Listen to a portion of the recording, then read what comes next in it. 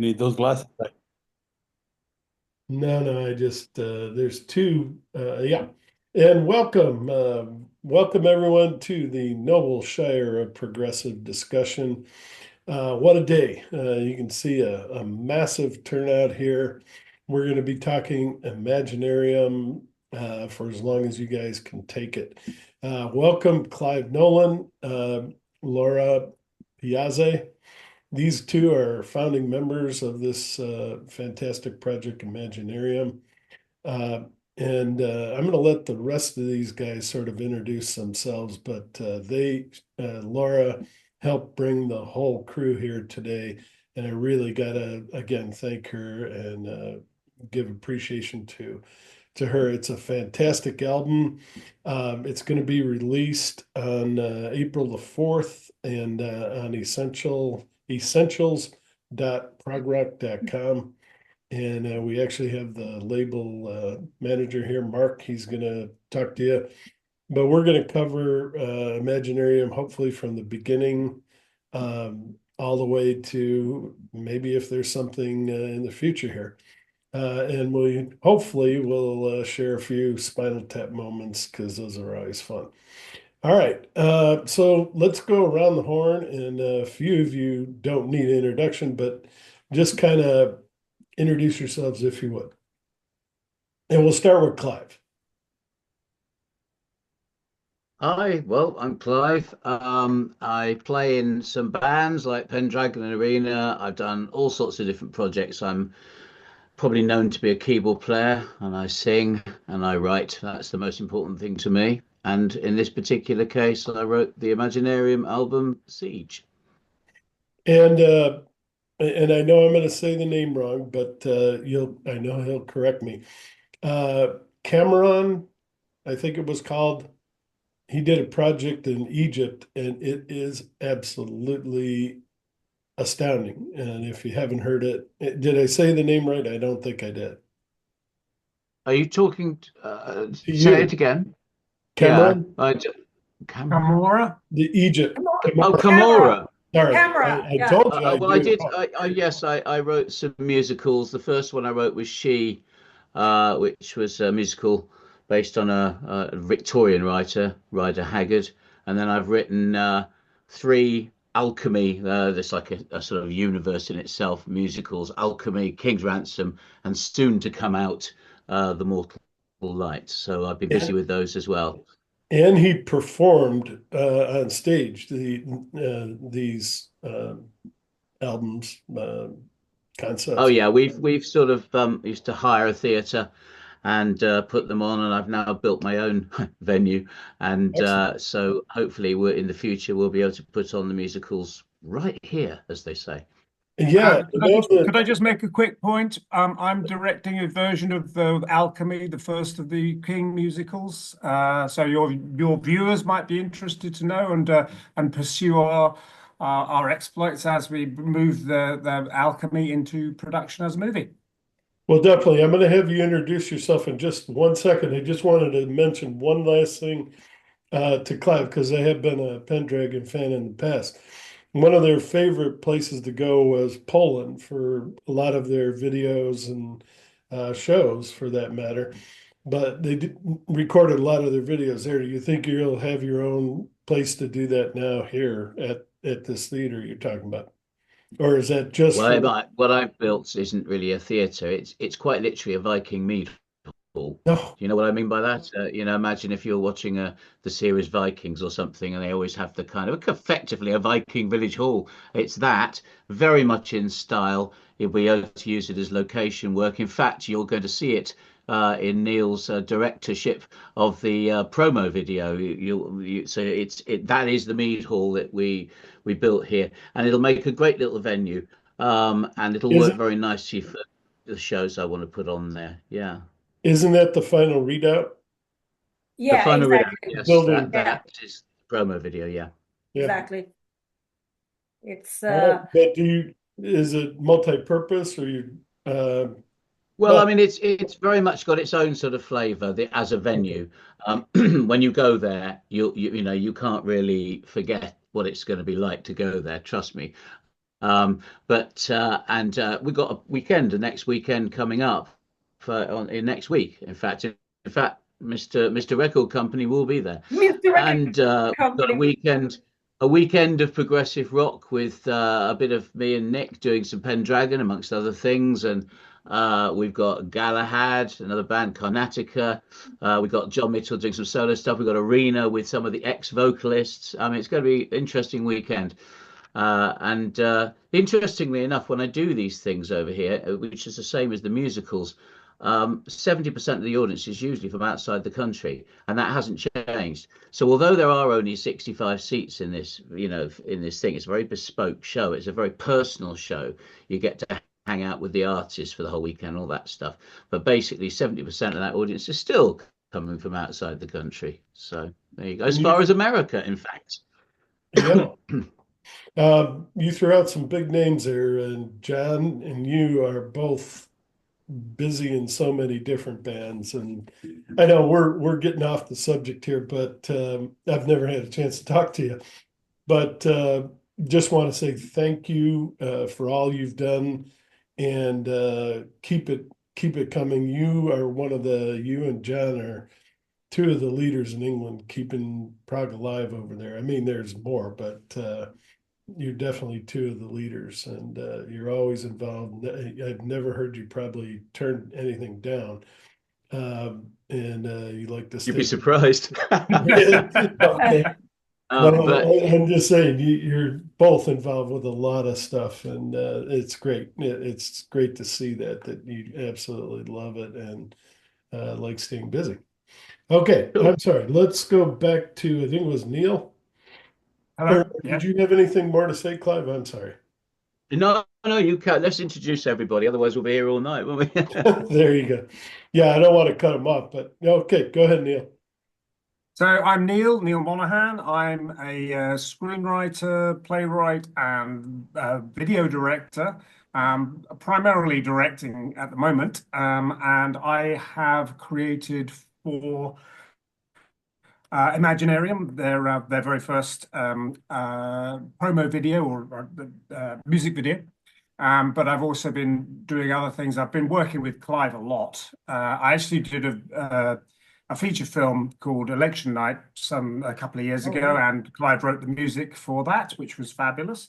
And we've been collaborating for a while on various projects, and we're both sort of trying to pull this Professor King story. I mean, that's a whole other thing to talk about. I don't really want to get into that too much, but that's up, we're working on that.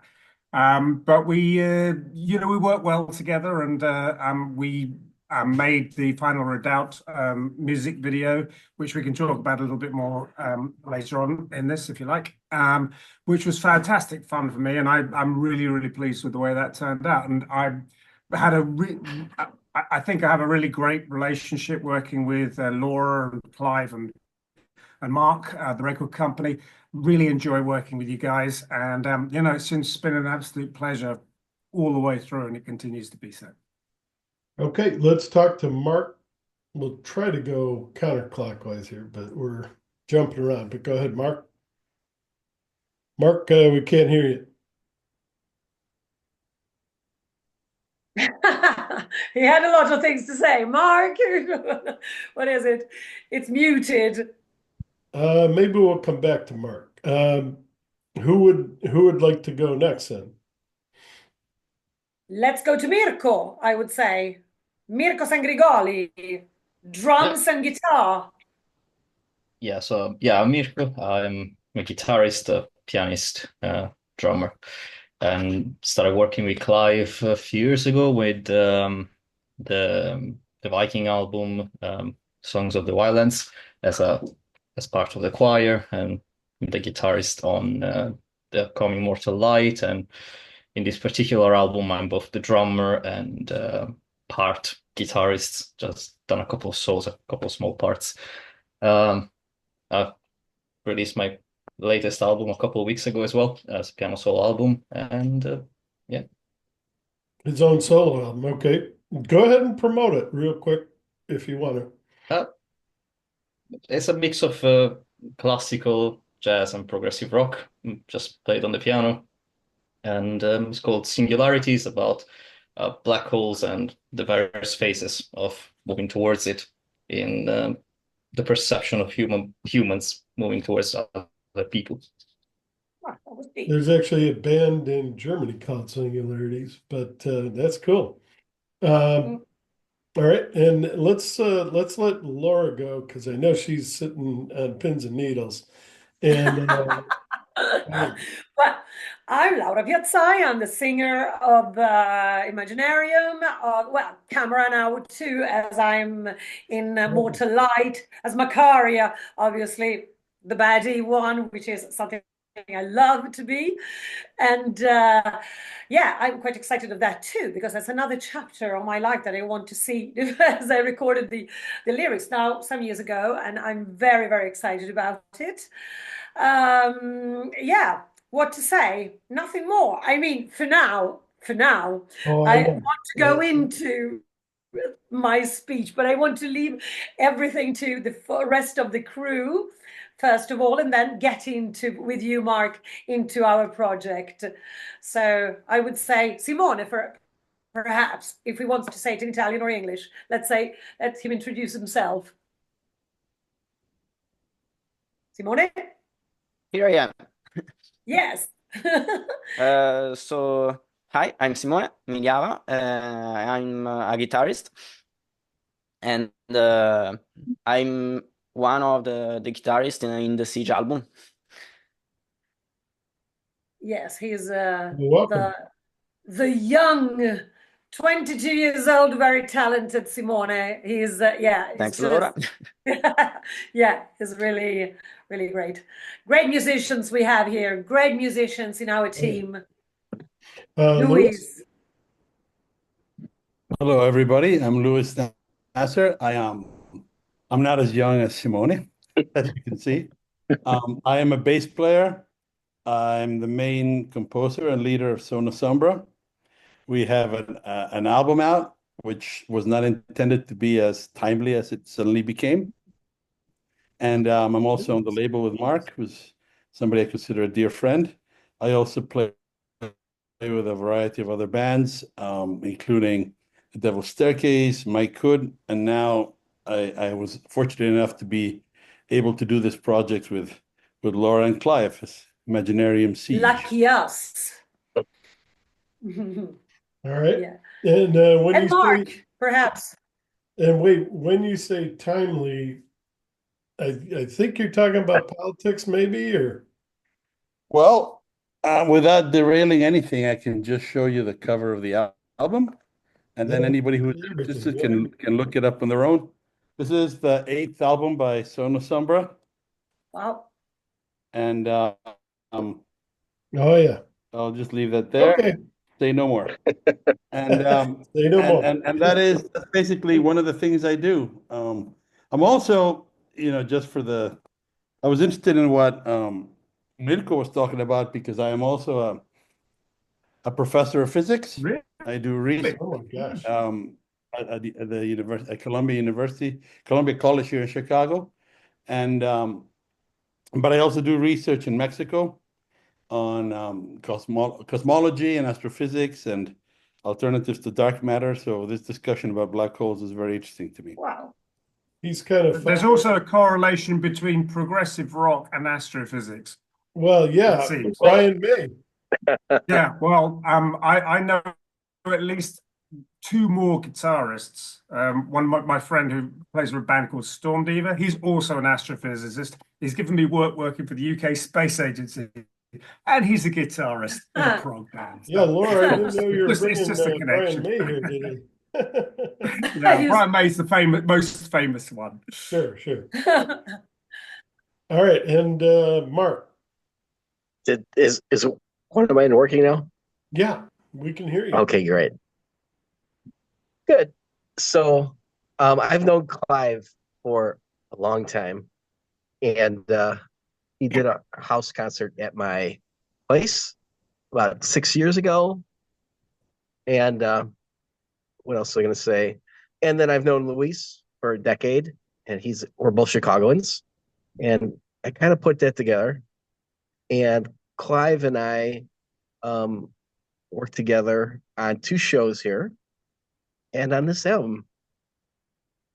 Yeah, he's from the city of big shoulders. I'm from the city that wanted to have big shoulders, Cleveland. Yeah.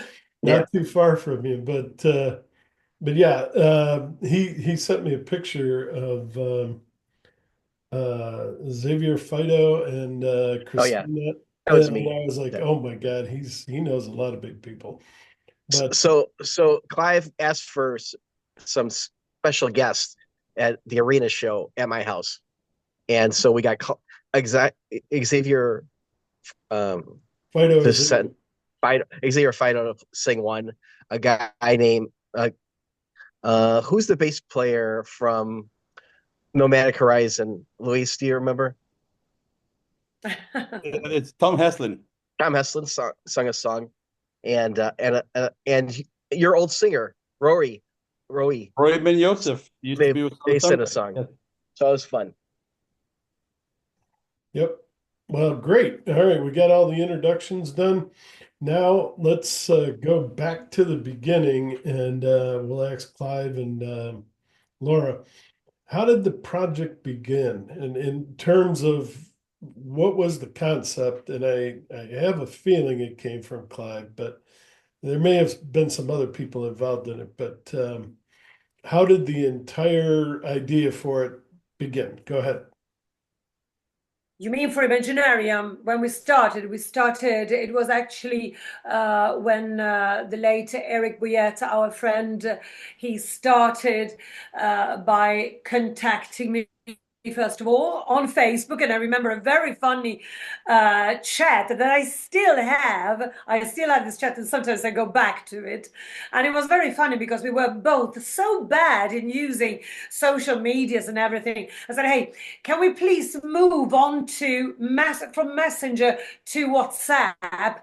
And he said, gosh, it's difficult. What is difficult? I said, try to do it and write to me. I said, why don't you do it? And we went on like this for a while. We started to actually, we had some fun together.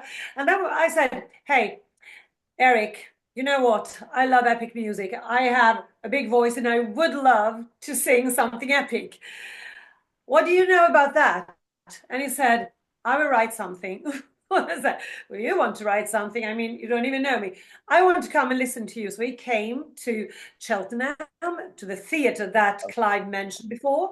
And he was there when I was singing Macaria at the end of a show, of a presentation of his King's Ransom. So he literally fell in love with this voice and with the, I had this personality that we were very similar. So we caught each other immediately. And from there, we went on, Mark. We just started to say like every day on phone, every day. And we were really always talking about it, the dreams about putting something together based on history that we both loved. The problem was this: nobody could really write a strong, cohesive story that we actually needed. So I said, there's only one person I would love to introduce in this thing and to make part of the 3 of us, make this from 2 to 3 of us. And I said, that's Clive. There's only Clive can do it. Do you think he would say yes? Of course. And actually, I said so, but I hoped he wouldn't say that. He wouldn't say no, and he didn't. So he had it, I think it was during the pandemic, yes. And well, basically he was stuck in his chair, I suppose, and he decided that why not try to get into this Medici thing, and he started to get informed about this story, and it was very interesting. He got caught in it, and then we started with the rise of Medici, moving into then we take it little by little. That's the beginning, the short beginning. Clive, I think we lost you. I think you're on mute. There we go. Oh yeah.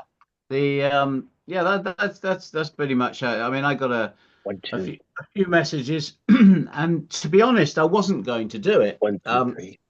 And it was mainly because of the whole COVID thing. that just left me with a lot of unexpected time. And it seemed like and when Eric wrote to me and he sort of said, "Oh yeah, I want to do this Medici, but I don't have a concept," so I kind of started to look into it a little bit. And it was an interesting story. I mean, any of those sort of rise to power type of stories are always full of intrigue and corruption and all the rest of it. So it kind of got me hooked straight away. And I think within a day or so, I presented him with a complete concept. And I had in my head, I thought, well, this needs like 3 or 4 singers, and so we can sort of produce different sort of characterizations. And he seemed to like where I was headed. And then basically we just pursued forward. So I sort of became involved at that point. And I thought initially I just put a few lyrics in, but he then sent me his bits of music, and I sort of reworked those, and then wrote the rest of the album basically. So yeah, I kind of found myself involved again a little bit by accident, really. All right, and you, like me, love history, and you just about everything that I've heard you write involves historical 2, 3. precedent and things like that. And but it was actually Eric's original idea, and then you guys built on it. It sounds like. Yeah, he wanted to do this Medici concept, and yeah, we sort of picked it up from there, really. Absolutely. But you're right, I like historical. I mean, most of the music I do is has got some, it's certainly got some kind of story. I don't tend to write abstract music. I've only ever written about 2 pieces of abstract music. As always, to me, there has to be a picture or a flavor or a story that I can actually. I kind of have to be able to see the music. I can't write it unless I can see it. Yeah. And I don't literally mean the notes, but just the kind of the mood of the music. And when I could see this, the Medici thing, then yeah, then it becomes not easy to write. That'd be too strong a way of putting it, but more straightforward. And let me say that this thing that you are telling us now, that you always say, that you are visual, so you have to see literally what you are writing or what you're going to write. This is something that actually brings the people to say, I would love to see this on a stage. I want to see this with a costume. I want to see, because what you picture in your music, what you write, every note that you write, every word that you make me, for example, express, this makes it clear to the people that this has to be seen. So it's connected to that, the fact that you have this visual thing, and so the people are drawn into this. I think it works for the people also. Well, and the It's wonderful thing that you guys do is you put together, for instance, that prog rock yearbook, 32 pages, hardcover, 2 CDs, Blu-ray, yeah. video, over 44 minutes of documentary. You give the people that option. I mean, yes, I agree with her. That'd be cool to see this on stage, but not always, the timing is not always right for it. And, again, yeah, I agree. I think it'd be awesome to watch this thing live. But you do give people that ability to take a deep dive into it. Do you guys want to talk about that just a little bit? What is it? Is it just going to cover Siege, or will you also have a little overlap from the first album, the Medici? Well, to be honest, when we did the Medici album, as we were recording it, we knew that Eric was ill, and it became very clear that we were up against a kind of race against time to actually finish the album, so that at very least he got to hear it, which he did. He got to hear the final mixes. He never got to hold the CD in his hands, unfortunately, but he did at least get to hear it, and he was very happy with the result. But that was difficult for us because we'd sort Us. of made this album and based on the foundations of a project that suddenly sort of felt a little bit like it didn't exist anymore. So we brought out the Medici album, and to my knowledge, the reaction was pretty positive. And But in my mind, I think I thought, well, okay, that's great, but I can't see us doing any more Imaginarium because Imaginarium started with Eric. And Imaginarium was about Eric initially, at least on that first album. There were these bits of material that Eric had given me, plus my writing, and the knowledge of perhaps the things that I thought Eric would probably like. And so I couldn't really see a way that we were going to do more. And it was only really, again, another sort of accident, that's not the right word, but sort of accident I'm going to go with, where Laura and I were going to be making a follow-up to a different album. This one, we did a thing called Outside In, and this was going to be a follow-up where she just sang songs I'd written in the past, but kind of reinterpreted. And she wanted me to promise to do at least one new song on the album. At So least. well, yeah, I was saying I'll just do one, and so I had an idea, and I wrote this song. It was All There Is to See, which is the kind of voice and cello and piano piece, and it kind of opened a door. I don't know the timing, again, lucky timing or whatever, but it's sort of in my head. I started having other ideas, and I could sort of see the sense in this sort of siege idea, and I could see the sense in the sound we were kind of achieving. But even then, I thought, well, okay, maybe I'll write two songs, and I think I got to three or four, and a friend of mine started saying, that's Imaginarium. I said, well, I don't know. I don't think Imaginarium really. And I sort of came to the conclusion later. I thought, yeah, actually, this is Imaginarium. It's fulfilling everything that I wanted personally to see from Imaginarium. And the way I put it is I found the right hat. When I write Arena, I sort of put a hat on and it's got Arena on it. Or I write the musicals, I put that hat on. And I can put myself in the sort of mental space so that when I'm writing for that operation, that project, that inspiration, I don't accidentally write something that would fit into a different. I mean, for the most part, it's not a perfect science. I might write something from Arena and think, I don't know, it sounds a bit musically to me. But basically, I can, and now I can see that I've got this Imaginarium hat. I can see it. And again, like I said, with these things, for me, Imaginarium is history, but perhaps even more the sort of older history, further back. My love of Victorian is well known, but it is further back. And in this particular album, having brushed on it when I did the Song of the Wildlands, the Viking album, as I call it, this ancient culture is fascinating me. And then you sort of wrap it up in a modern idea, because for me, Siege it was all started with that one person feeling under siege by the rest of the world, being crushed by the rest of the world. And that's the basic concept of this album. So each song approaches that idea, but in slightly different ways.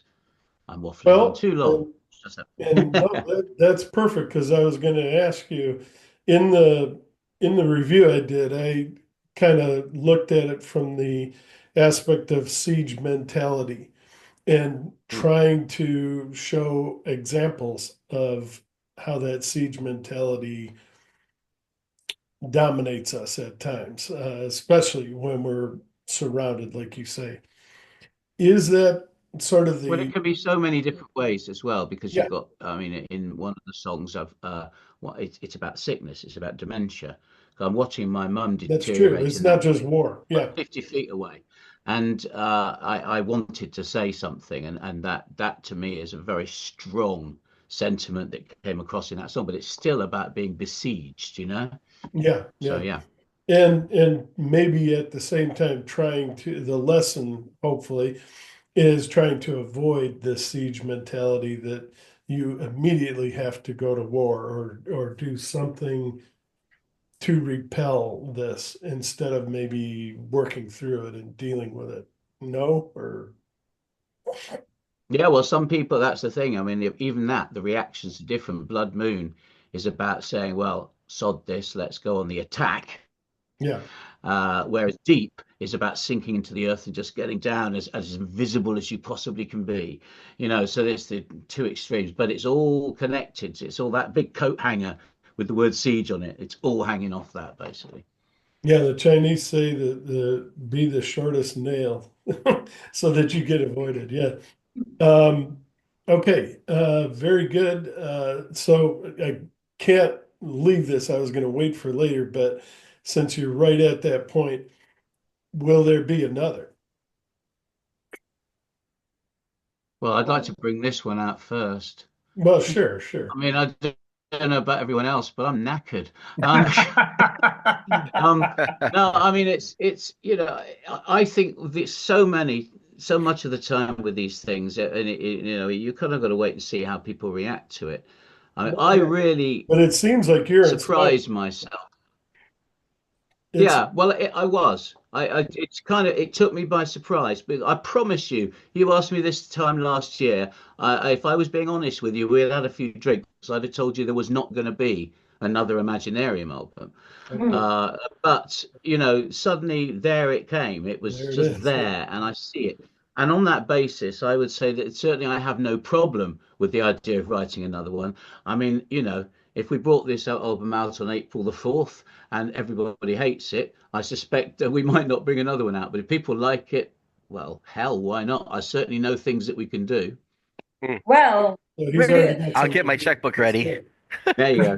You're great. Yeah, we'll go for a big budget version next time, though, Mark. Oh, great. All right, so he's got some ideas. Now I got to come back to Laura. Do you have some ideas for the next one? If there is going to be a next one. Do I have some idea? Do I have any ideas? Yeah, the hardest thing is I think she does. Wow. I describe Laura Loaded as question. like a train of wild horses, and my responsibility is to try and just keep control of them, because we're hurtling towards that cliff. If it was a movie, there would be a cliff, and we're hurtling towards that, and she's just threshing forward with those million ideas. So my job is to control them a bit. So my question mark is, yes, I do have loads of ideas for the next one. And my mind is always in movement, because I think that it's better to have more ideas rather than don't have ideas, So yeah, I sometimes I write them down, because look, I have not a furry mammal, but a furry little nice things. You see, I use these kind of notebooks. Ooh. And all this furry stuff, they are filled up with ideas, actually. So I write down everything, yes. And then I talk to Clive, or eventually I bump into him, and I say, I thought about this, I thought about that. And this is a bit of the concept that we talked about. You see on the cover, we are going to talk about that later, there's a sphere. And that idea of that sphere was my idea of siege, that I am going to really explain in a few, if I can, words, because it's complex. But during the night, go right ahead. Go right ahead. This, and we're going to try to go around the room and get some other ideas. But please do it. Tell us about the sphere. The sphere for me is a sphere that, let's say, a crystal sphere that I imagine during the night. During the night. Why during the night? Because the night is where I think I can see clearly, because I have perhaps, because I don't have anything around, anything going on around me. And so the night is where I grow all these ideas, Okay. So I think that I transfer to Clive and I ask him, would you be willing to do this or that or that or this or that? This is the things that goes inside that I push into his mind. Poor man. this is how it goes. So to me, the night. No, Sorry? I do as a mother does to a child when the child says, "Can we go to Disneyland?" He just says, "We'll see," and that works. That works sometimes, yeah. All right. Let's. I want to ask just Mark, what's it like bringing these things to fruition and helping these guys reach their goal? to reach out to new markets and new individuals that might be interested in these stories, which Yeah, that's a great question, because I do this for the love of it. I was lucky enough to have a career that allowed me to retire early, so I can be a little bit more. I can do things for the love of it and not worry about it too much. This is a situation where I used my year of being a label, um, my experience from that year to actually have markets in Italy and sell in Italy and the UK and Japan and Germany and America. And so I'm able to kind of give them that help. I'm able to finance things as well. And so I'm looking forward to, and I also have a good knowledge of streaming, music streaming, and I'm able to kind of use the algorithms to our advantage. And their first song charted in I think I can't remember what country it was, the Netherlands or something like that. The upper Norway. Norway, yeah, Norway. Their first song charted, so I felt pretty good about that. I suspect that I can just free them up to think, keep so that I can free them up so they can just think about what they need to think about, just touring and and uh, and playing the music. And of course, I did find Luis for him, and I introduced them back 6 years ago in Chicago. And Luis actually helped with the artwork of uh, of the last Arena album of the Inheritance. What is it called? He Luis? helped with the concept. Help with the concept, right? Oh, so the concept, even not just the formulas on the artwork. Well, it was he started off by basically giving me the title, and I said I'm going to put that on the album. And he said, "Yeah, go ahead." Yeah, and then theory we of just, molecular continued talking about the general idea. I had this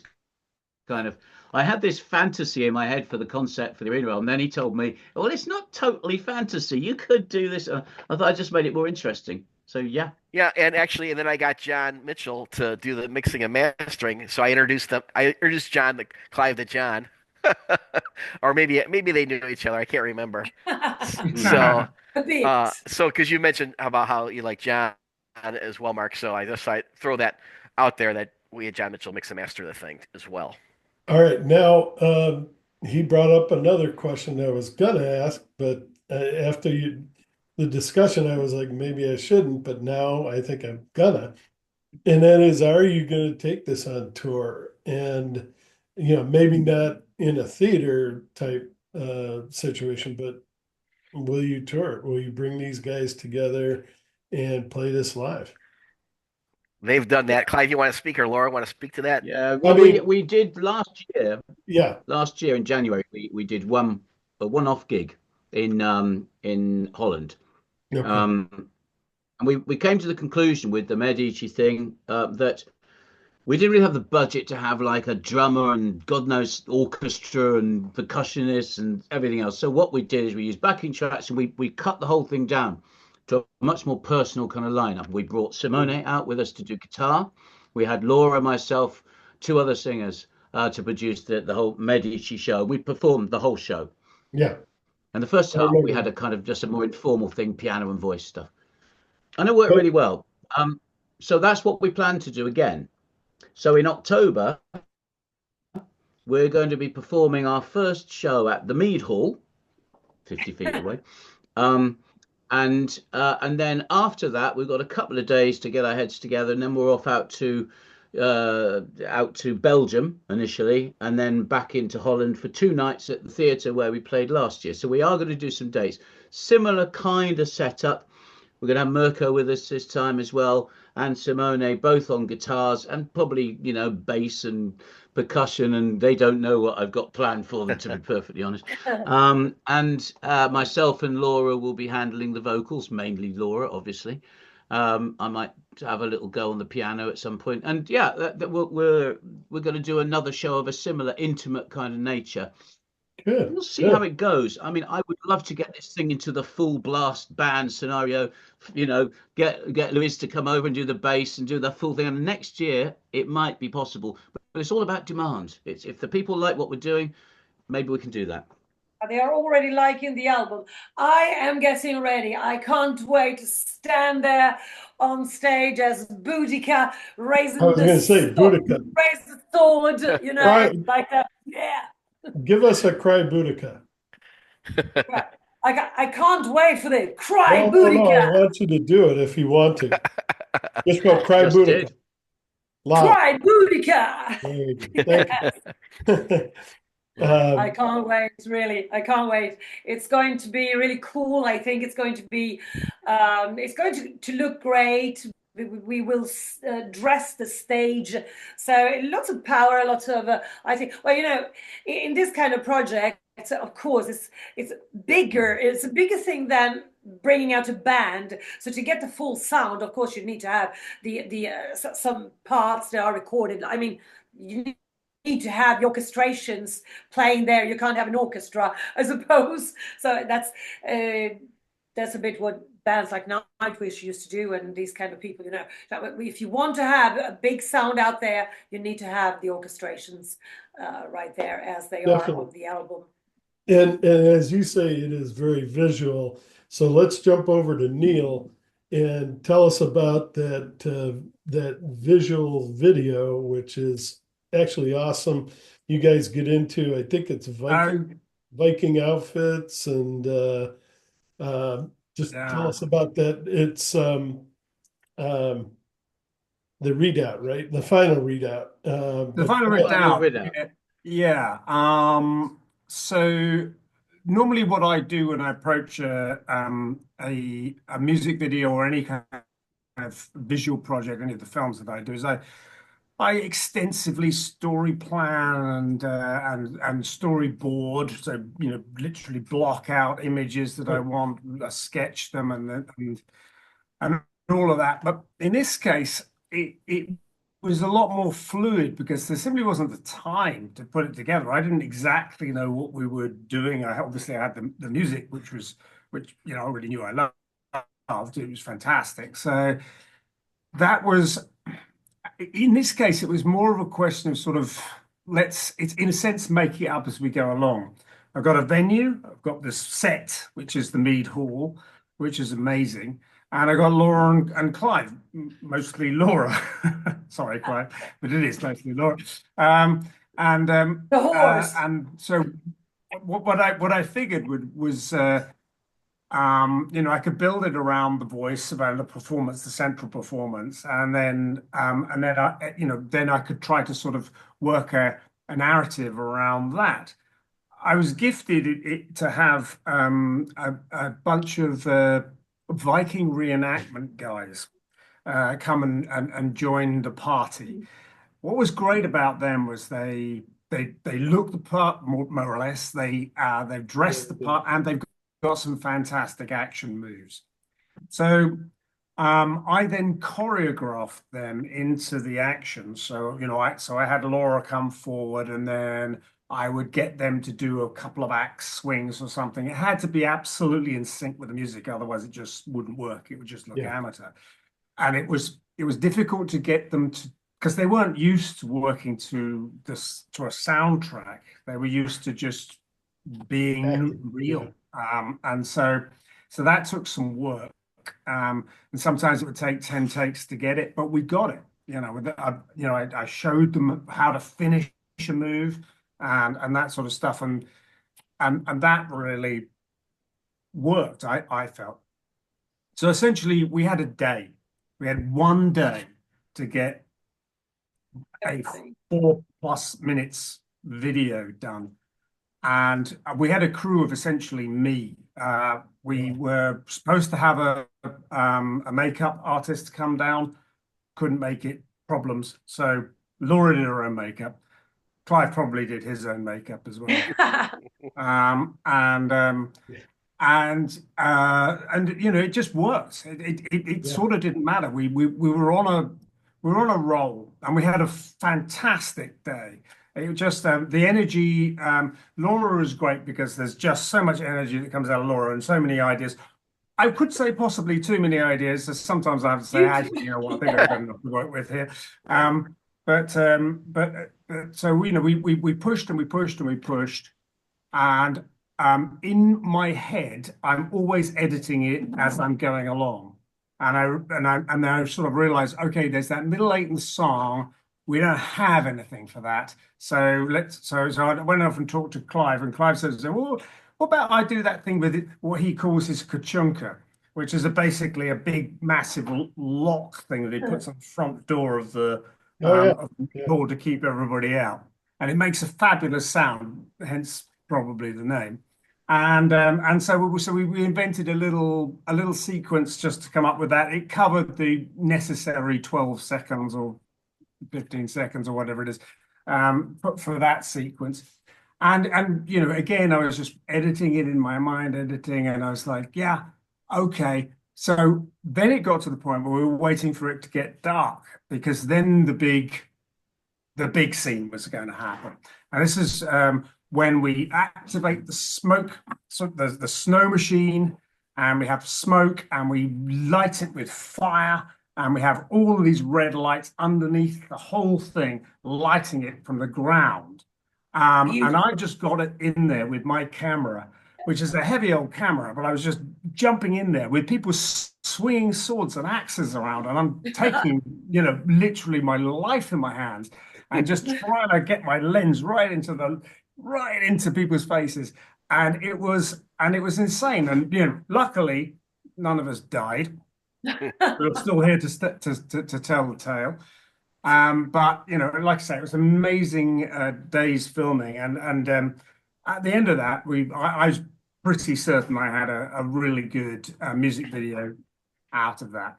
But the weekend wasn't over. We continued the next day, and so you know, I had to get up the next day, and I had to get these guys down into the Mead Hall, and I had to interview so that we could create the 45-minute documentary video that you'll see if you buy the album. There's a lot of good stuff on there. He says, going into his sales pitch mode. Oh, that's it. Buy the album. That's the only way you'll get to see this documentary, because it's not available on Spotify or streaming services. It's amazing. Right. So anyway, that's me. You know, I love working with these guys. It's been terrific, and we've, you know, as it's gone on, we've had a lot of fun since, and you know, we're talking about another video, you know, from this album, and I'm sure we're just going to be working together forevermore. Yes. Well, yeah. So you were on a mission from God, as Wright said. Well, Mark I'm knows not. what, I Mark don't knows really what I'm get God, talking but about. you know, other They did a celestial tour in bodies are Chicago. available. That's a Chicago reference. That's a Chicago reference. All He right. knows what I'm talking about. Blues Then Brothers. in that case, I agree with you. There's a mission from God, and no. All right. But, Yes. In that case, I certainly am. Blues Brothers, yeah.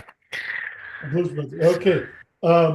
So sometimes I have this list of questions, and I'm like, will I run out of questions? No, because No. the minute you get talking with people, they bring up additional questions. I haven't even got to many of mine, but you brought up another one. So will there be more videos, and which songs are you looking at? I'm not sure that I'm allowed to say what the next video is going to be, but we've got some really cool ideas. But the song will be a lot different. There won't be any Will tell us? fighting in it. I think Oh, Lord, be happy to tell us. I think that's If we're probably free a to question say you it, then should Clive ask. might want to say it.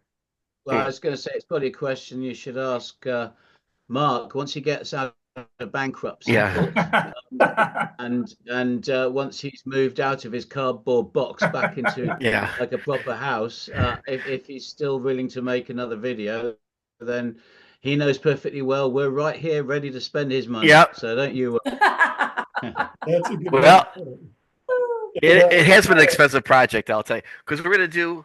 Let me just pitch this. We're going to have the earbook like they did before, and we'll have a CD, and we will also have a USB drive for people. It'll have the logo. The Solstice one we did, but we'll have one for a client for Imaginarium as well. Okay. All I right. think I think the beauty of the Siege album is the fact that they are very visual tracks, a lot of them. Yeah. And there are several songs on there which I think would lend themselves extremely well to like promo videos. There's one I'd like to see done, All right. which I'll would be call my accountant. yeah, so different, so Can you different can to you shed some light on that one? well, yeah, I mean, it's not, I don't think it's a secret. There's a song we did where I wanted to kind of pull Laura into a completely sort of different area of her voice. It's called Deep. Oh yeah. Um, and I had That, this thing ringing around in my head. I could hear it, again, like I say, I could see it. And when we were in Holland last year, and I just had this thing where the strings were going to go da da da da, and with that would go the voice, and that was this whole syncing idea. And I think it would make a really good, very intimate, very moody video, totally different to the bombastic video we did with the final readout. So to me, that will be a great sort of partner that's a to good that. idea. But that, that's just my opinion. And I'm sure if you ask Laura, she'll have 1,000 I, alternatives. I do I well, do let think me, that that's look, Laura actually asked me, she said, which one would you want to do? And Mm, I said, well, it should be Deep, because I just yeah. I really love the song. It's beautiful and it's completely different. And I don't think we should do another fighting song. We should do something very, very different. And I can see already that we could do something very Well, I had a ethereal, crazy idea, beautiful. Neil. Am I allowed to? I don't know if this is just between you and me, okay? You can pitch me live on this broadcast. Don't say anything to anybody else. But I figured, and obviously, we'll get the money out of Mark, right? And what we'll do is we'll film Deep really quickly. We'll tell, oh, that was a 2 day. Whoa, that took. But what we do is we film Deep in the way that we probably even talked about.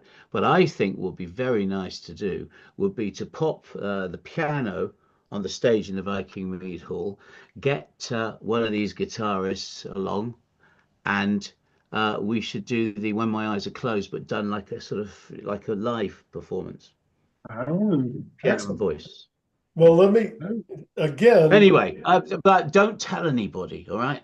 Oh yeah, no. my lips are sealed. Excellent, excellent. Right. Now you again, here comes, you guys help me find another question. And that is, how does Laura feel about climbing into what sounds like a grave site or cave? For What? that, Sorry, oh, what do you mean by Think again, gravesite? Mark. Sorry. well, that's what it sounded like on Deep. It sounds like either a cave or like a, Oh, I see what you mean. Oh, well. well, no, go ahead. CGI. If I'm wrong, tell me. But that's what it sounded like. I mean, but more you do describe it more as a cave. But how do you feel about climbing into a cave? And I know it can be a 3D cave, but how do you feel about that, Laura? Well, that is a very deep song, actually. That nothing has to do with a cave, but actually, it's something. Well, it's a bit describing the situations when, again, with the siege, when you feel like you really want to disappear from the world, and you don't want to show yourself, and you really need your kind of safe space, and that's a bit what it's all about. So disappear from the outside. Nobody, probably you watching uh, what's going on from a safe place, but nobody can see you. So you go deep into this, and that's a very emotional song, and I love to sing that song because it really pushes me into a completely different nature of my voice. And Mark, I think I've explored really loads of kind of voices I know I can do, and I can do I will do in the future, because I'm pushing myself into so many things, even Viking voices, because now I'm into this Viking voice thing. So, I am really exploring this thing. So I go into operatic and go into from the Victor to the Victor Go to Spoils, and all these kind of songs. There is always something in each and every song I have to explore part of my voice, and this is what I love. So this is a really he put me on the siege, but I didn't fail. Probably because I tried to be into it. It's amazing. It's amazing. An amazing journey to sing his songs, really. Okay, then I Laura, love it. where is your favorite place to hide or get away from the In problems of music. life? In music, when I can hide into a song and go deep inside of something, like explore my emotions, my feelings by singing, and that's for me is hiding in the first moment, of course, when a song comes in out. Of course, I'm not hiding anymore. But it's in a song I can put my even secret emotions. I can put my everything. I can put everything of myself, and that's why I love to explore my voice. As I used to say, I love to never say I arrived at this point. No, because Laura can always give more. I've never given the best of me. I give the best of me in that moment, but in the next album I will do wow even more. And this is a part of my mood always. I have a curious mood. I have a very always happy mood, and I really love with curiosity and happiness to approach all these things. This is very important. The mood that you have sad people always going into their singing, sad singing, voice, you can feel it. No, you can do whatever you want when and explore. Today I feel like that, and this song is going to be performed in this way. So even in Okay, live shows, sometimes you can all perform right. in one way, and the same song can be performed differently. Let me try to get these three guys here, these guitarists that are kind of sitting there like, he doesn't ask me any questions. What, how do you guys, well, obviously you enjoy being part of this. What are some of the highlights for you? And one of the questions I was going to ask, and I'll just throw it out there to anyone for that matter, but you guys can get it started off. Were there some Spinal Tap moments for you guys as guitarists? And uh, anyway, everyone knows what that movie is, right? Hopefully. Yeah. Let's go with the three guitarists first. They really haven't had a chance to say anything. Anything Mirko. you guys want to say about the production or um, what went Yeah, so I into will it? say, Go ahead. I think the one that really struck me as for the guitar parts will be Footprints. It's actually the first track that Clive sent me for this particular project, and he has this really lovely background for the guitar to just do a lot of things, and then the vocals comes in and the guitar keeps going underneath it, and it's just really lovely to go and try to match with the guitar what Laura's doing on the vocals with all these other things going around. Yeah. Yeah, it Great. was actually it was kind of cool because when I was writing the material, I normally if there's a like a lead guitar section, I'll just kind of find a scratchy old guitar sample or sound and just do something that approximates a lead. Sometimes I'll be more specific. There's a particular theme that I want in there, and then it'll sort of gramble off into another direction. And for this particular, well, you say it was Footprints, Mirko, I believe you. I can't remember really, but Yeah. for it was certainly I remember doing a piece, and I thought, oh, I need something just to kind of just give me a little bit more of a vibe. So I sent it to him, and I said, look, is there any chance you could put a solo down? And I think he said when, and I said, oh, about 10 minutes, 20 minutes, like now. And he did. He was like within an hour or so, I was there, he sent me back a lead and I slapped it back into the session. It was just great because, I can play a guitarish sort of thing, but it's never going to be the same as, actually getting the real thing. So that kind of brought it to light. I remember doing a mix and sending it to Laura and she went, oh yes, that's great. So that was a very good starting point. And obviously, Simone, well, I'll let them talk. Sorry, I'm taking over. Carry on. Sorry.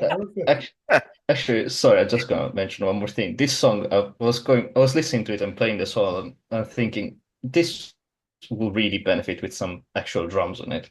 So I just Yeah. recorded some drums for it. I just sent it to Clive, so if you want to use it, and I ended up being the drummer.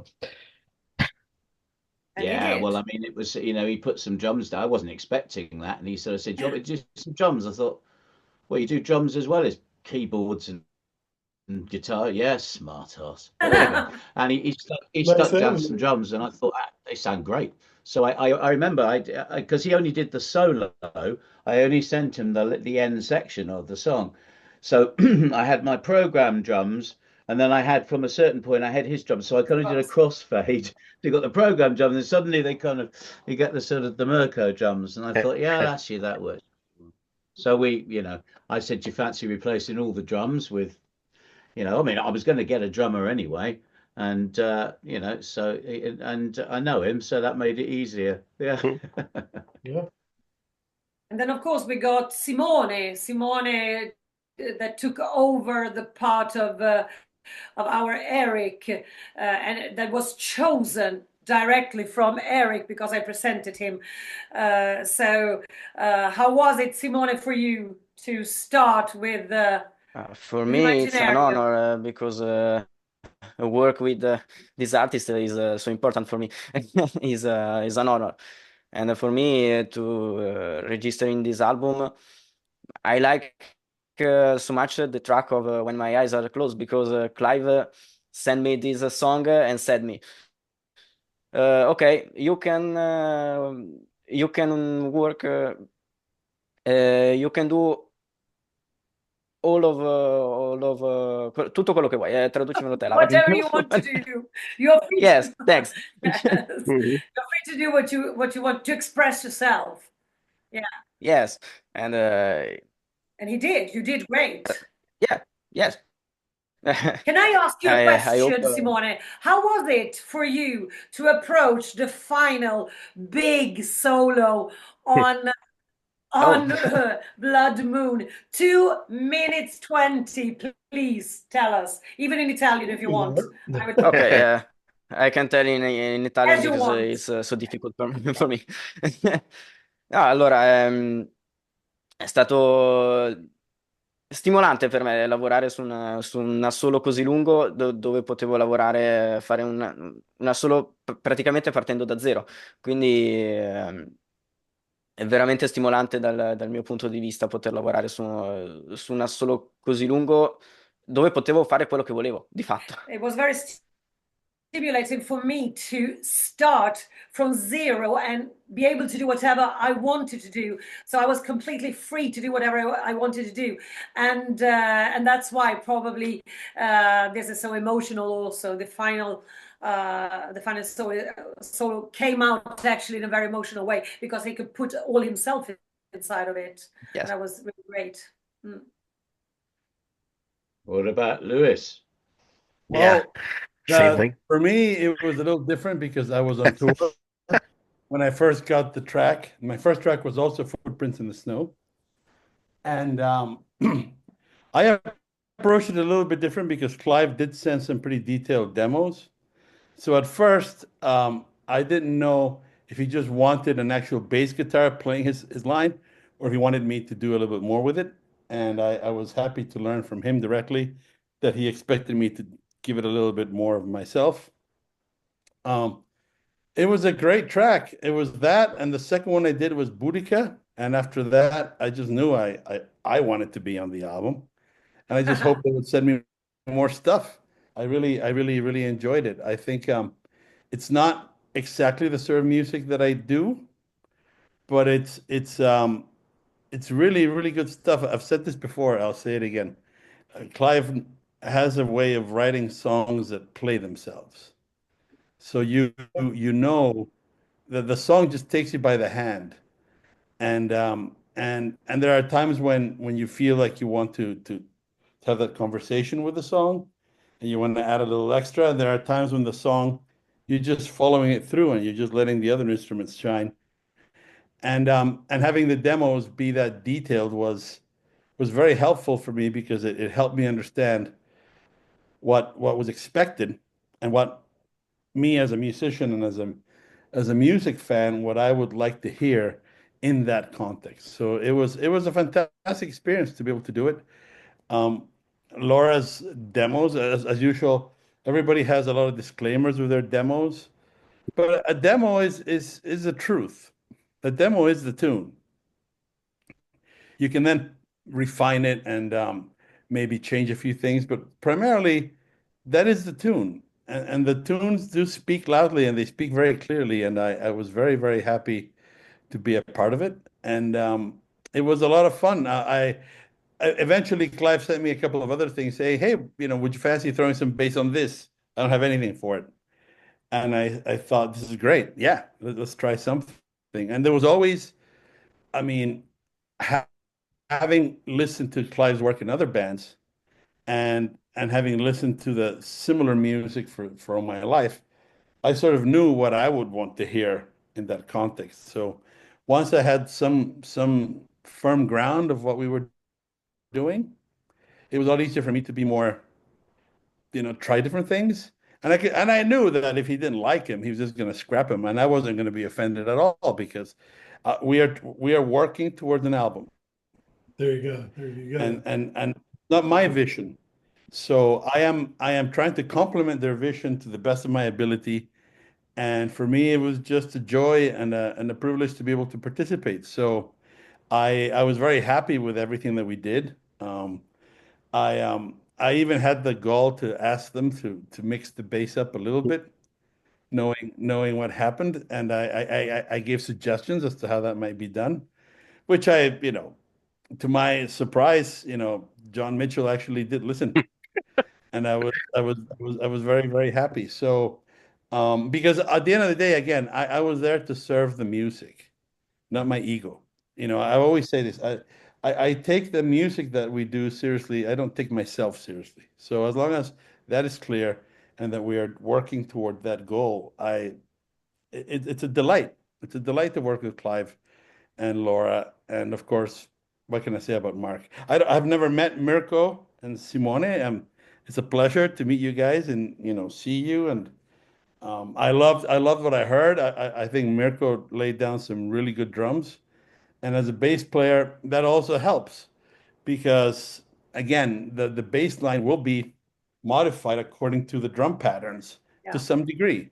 So once I had that, and I had Clive's songs, it was pretty easy to do it, really. All right, I enjoyed it.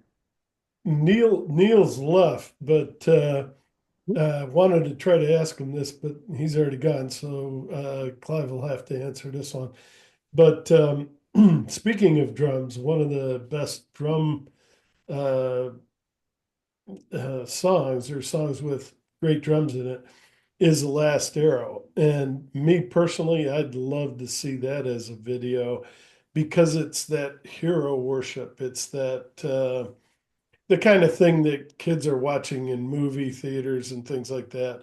The guy that saves the day, the guy that, has that one last shot, Lord of the Rings, all the things that you can think of, or maybe actually it wasn't Lord of the Rings, it was. It might not be woke enough nowadays, that sentiment. But yeah, Oh, okay. I think it's got a simple theme to it. It was written, I wrote it when one of my cats died, and I'm Oh, very wow. attached to our cats.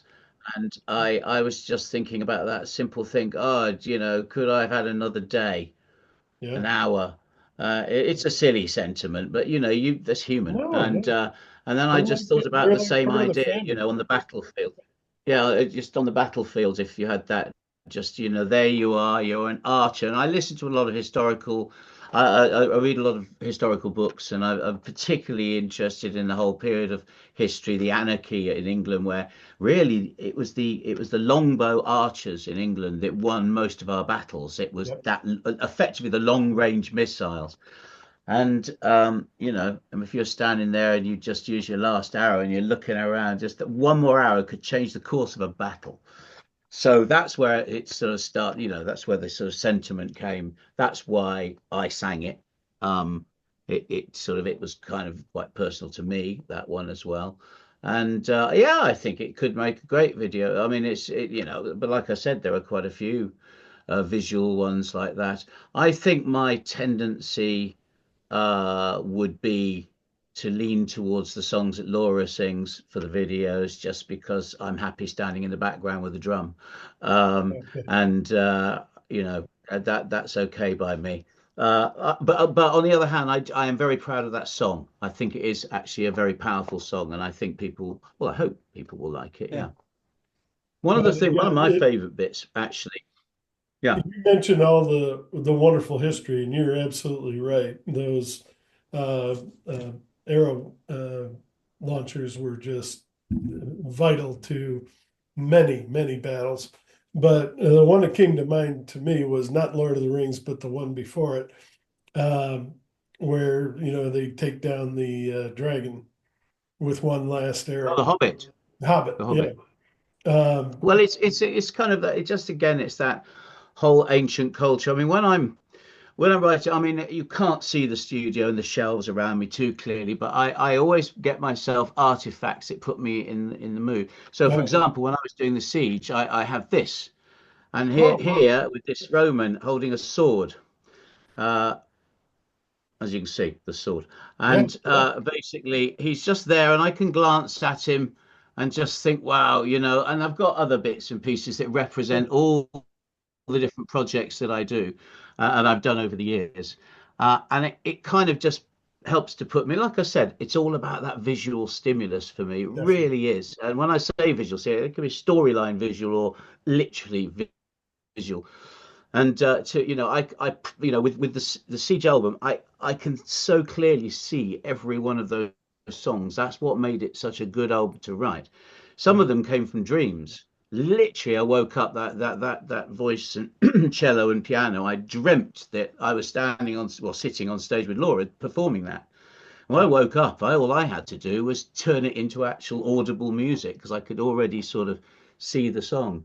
And but one of the songs I absolutely love on that album, I really want to say this, is it's called "Never Burn the Cakes," I was and gonna ask you. and I That was would gonna be. absolutely love to Go ahead. perform that on stage with Lewis, Mirko, Simone playing those guitar parts. And I hope one day we'll get a chance to do that because it's got such a lovely energy about it. And with Mirko, when he told me, "Oh, I've got a baritone acoustic," I thought, "Oh, hello, that's even bigger sound." And all the little fiddly bass parts and stuff. But my favourite moment on the album is that little Yeah, fill, very Paul Simon. There's a track in Paul Simon where you have the backwards bass thing and then it comes out the other way. I don't know, can't remember the song, but it's on Graceland. Anyway, doesn't yeah. matter. That's where I got the idea from, and I'd love to us to be able to do that live. Well, we're all here right now. Let's do it. Let's do it. There you Yeah, go. Yeah, live. that's Yeah. something I particularly. I love that song. Everyone's picking up their guitars. No. All right. No, While you're there you doing go. while you're doing that, uh, tell us a little bit about the story of that song, because the story of that song is is very deep, and I just want to make sure everyone understands that's listening, because it's so very important. We have a couple governors that got together and said, "Fix the damn roads," and everyone thinks about all these huge things that they can do when they become, a governor or a senator or a president or Yeah. whatever. But infrastructure is one of the most important things. You forget that, and you're not going to get voted back in. And that's how I felt about it when I heard the song. It's like, don't overlook, the obvious and the things that need to get done and that Yeah, people want to. it's a slightly different. It Go began ahead. with Laura. It began with Laura. Basically, we were working on the album, and I still had some more. I had to write some more songs because I just sort of made the decision. It's we're doing an Imaginarium album, but by the time she arrived on my doorstep, I'd sent her songs literally the night before she left from Italy. Yeah, we're still writing, but by the time she got here, I still had to write at least a couple more songs. And she went off into the kitchen and cooked up a lasagna and stuck it in the oven, came back in, and we were working. And then someone opened the door and said, "There's burning in the kitchen." We just looked, the lasagna. Went Yeah. in, and the lasagna was, Can't have that. Yeah. let's just say it was crispy. And Crispy. I said, it reminds me a little bit of King Alfred and the cakes. And I Yeah. explained the thing about, famously King Alfred, who was sort of one of the great unifying kings of England. He'd lost a battle, he had to retreat into the marshes, and he's sitting there deep in thought. And one of the kind of ladies said, I'm probably cooking bread, to be honest, but she said, "Watch the cakes. I've got to go and do another job, feed the children or something." And he was so lost in thought, he burnt the cakes. But it was just one of these things that he then went on to do all these wonderful, historical, important things. But all we know him for is the burning the cakes. That's what we think. King Canute sitting on the shore trying to stop the tide. He wasn't really trying to stop. He was showing his courtiers that he couldn't stop the tide. But what do we know as children? Hey, King Canute, raving lunatic, trying to stop the tide. And that was what that song was. It's like, if you want to have an impact on history, just be careful you don't do something stupid, because that's what you'll be remembered for. Because history has a habit of making everything more concise and more concise. So from now on, Laura will always be the vocalist who burnt the lasagna. But I was the one Not a with you. singer, not a great singer, just someone who burnt the lasagna. Just, That's the warning. Never burn the I was cake. wondering, is my destiny there already? Yeah. I bet she makes a good lasagna. She does. Well, usually. Not that particular day. But not Yeah. that, What was left of it was fine. well, it was a bit If you cut dry, around let's the say, edges, Clive. right? It was a bit dry. So after 3 hours in the oven, my God, that was really much. So it was something. We were just sitting there. I was sitting on the floor. He was sitting on the chair, and we were just into this thing, and just you too, and the lasagna, lasagna. Just rushed into the kitchen. Oh my God! It was like, oh, that's horrible. That was fun. We were already there. Wow, we will have a lasagna later. Yum, yum. No, that wasn't. That didn't happen. How Yeah. about to the victor go the spoils? Does anyone else want to talk about that one? My God, I love that. One of my Go ahead. favorite. No, go ahead. One of my favorite. That one was actually well, it was a bit of a different process because Clive, it was a writing, or he wrote so a soundtrack, right, Clive, for a film. Not for a And film. Well, okay. It was it wasn't. but it was an album basically, but it was very niche.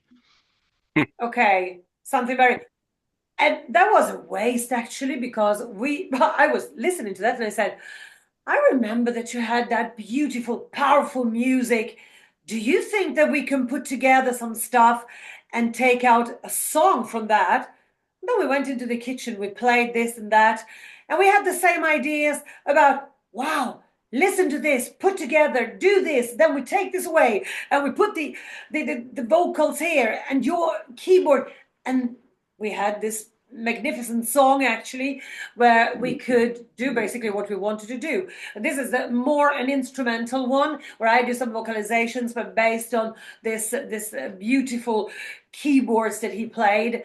And then we added Mirko and on guitar, and we added Mirko on guitar, no, on drums, sorry, on drums, right? It was I did some yes. guitars as well, And but mostly bass. drums. Yeah, there's a little bit of guitar. I mean, basically, Yeah. because the track existed in its own right, It was not the easiest thing in the world to add to it. So Mirko put a No, few bits of drums in, but there's already a barrage of percussion in there already, Yeah. and he the added a bass. couple of little bits of guitar, and then Lewis added a bit of bass, didn't you? Yeah, I'm Yeah. not going mad. Yes, it did. Okay, It's and one of my favorite we parts chose of the bass. moment, and it Yeah. worked. I think it worked very well because on the original album that I did that for, and to be fair, I doubt more than 100 people have heard it. That's why I thought it was worth giving it another outing.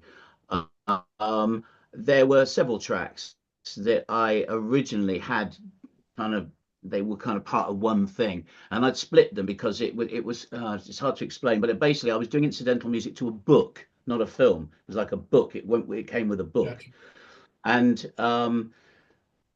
so I was able to put them back together again, basically, and that kind of, and then all of a sudden you had this lovely roller coaster of a kind of, you could imagine the battlefield again. It was all there, and and the funny thing was that when I did it originally, the guys who wanted it, I'd sort of done this thing with all the kind of.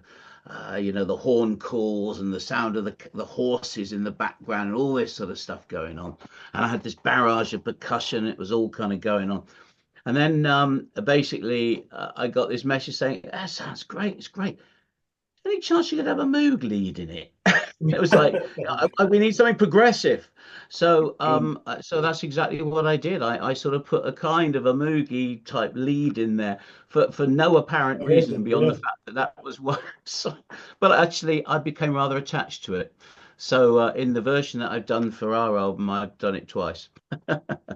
All right, I gotta ask Laura because it's one of my favorite songs. I want to hear how she feels about it. All There Is to See. I mean, it is really a showcase for her. And what was it like singing that song? And would you like to do No, I shouldn't even ask that because I know she would like to do it live, but what would it be like doing it live? Go ahead. It's not an easy song. It's quite a tricky one for the breathing and everything. It's yes, I can't wait to make it to sing it live, of course, because it's well, I tell you, it's a beautiful song. I can't tell you my favorite song because it's impossible. I think I don't have like a favorite song. Simona said, "When my eyes are closed." Someone mentioned then the footprints. Uh, I think you Good, I said can deep. say. Oh, sorry? And I think you said deep, but let's come back to this one. All There Is to See. Tell us Deep. Yeah. how you felt. I in the beginning when Clive presented the demo for me, I had to go into it, let's say, because I felt it was like too low for me, and perhaps because I wasn't used to sing a bit lower, and the more I went into it, the more I understood what he meant with the phrasing and everything. Then it became really a beautiful, let's say, an amazing song to sing. More I couldn't in the beginning. I struggled because I said yes, it's tricky for the phrasing. That's the challenge, to go into a song that isn't obvious. That's very very important, and it was actually in the end it came out to be very beautiful and exactly what I wanted it to be. In the beginning, I wasn't happy with it because I couldn't understand it. In the moment when I went to Clive and I entered the that studio, that everything took part, everything started, everything started, and the right, let's say, performance came out, because you have to understand what you're singing, you have to know how to approach a song, and that was the most tricky. I think it was the trickiest song of the album, I have to say, the trickiest, yes. All right, and they always give you more than your money's worth. There is a second CD, and you did Dorian Gray. It's Yeah. a revisit of that famous Oscar Wilde painting, and Tell us a little bit about that because you do a great job there as well, singing. Well, that was a little jewel that just when we started to discuss the fact that we wanted to collect some old songs of Clive, and we said, okay, listen, I just discovered a song that I never heard before from your albums. It's a Shadowland song, and you sang it. What is it? It's Dorian Gray. Oh, wow. Great. You discovered that song. That's great. It's a song that basically Shadowland released for on a bonus album, so does Clive tell me, for Japan. Okay, so it wasn't a very much heard song, and I felt that that was really a song for me, for my voice. It was really, I love to give the emphasis to it, to set my, you know, really my way of singing that song. I really wanted to make that song mine, as heard for the first time, and that was easy for me to do because it was really, it caught me. And I know Simone has something to say because Simone loves that song too. We both love it, and that's why we did also a second version of it on the bonus album. So it's that one, and it's the other version with the acoustic guitar. Because I know he really, I want to play it, right, Simone? You loved it so much, Yes, yeah. in the bonus track is a very good track for me. Yeah. In the It's one of bonus your track, favorite from the bonus, right? Yes. I was just going to And it say, was Simone. I was just going to say the bonus tracks are uh, basically you had to do them. In other words, you wanted to do the regular song and you came back with these bonus tracks as a way to give people a different way to look at it and maybe but why did you do the bonus tracks? Rather than me try to explain it. Go The ahead. bonus albums nowadays, they serve a purpose. I mean, if you want people to buy your earbook and you want to do special editions to persuade people to buy hard copy rather than just download, you can't just get away with nowadays with a vanilla CD, or it's very hard to.